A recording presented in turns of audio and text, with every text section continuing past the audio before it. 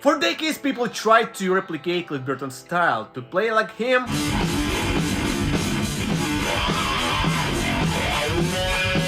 And one of the methods they use is trying to make the most accurate tabs of his bass solos. I made them myself and we tried. But honestly, making tabs for Cliff Burton stuff just does not make sense. And if you showed Cliff the tabs for his solos, he would probably laugh his ass off. And not for the reason they are not accurate, actually all of them not accurate, but because even if he tried to transcribe his own he would have not been able to do that.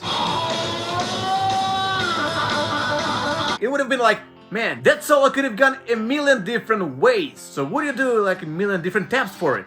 Cliff Burton was not just bassist and composer, he was a performer, and his bass guitar was his voice. He spoke via the strings. He had so much of blues, jazz and classical influence within, it was just uncontrollable. And so whenever he took the bass guitar, his brain, his fingers and his instrument became one, and he just went with the flow, not even fully understanding what he's playing in the very moment.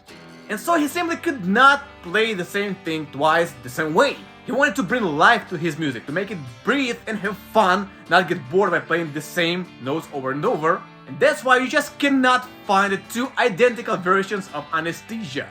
And that applies not only to his live performances, but his studio work too. Speaking of Anesthesia, as told by Lars Ulrich, Cliff recorded 6 or 7 different takes of it, and each sounded differently. And so just comprehend it. Somewhere in 6 different universes, we have 6 different yet perfect anesthesias. And besides that, say, From the Battles, it has variations within it.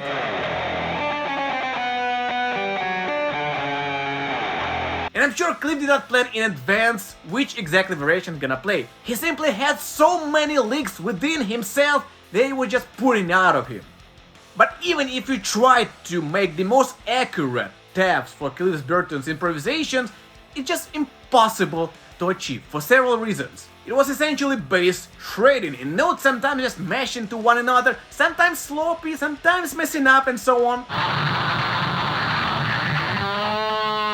And on top of that, Cliff used effects such as distortion, wah, delay, harmonizer, which was concealing the phrasing even more.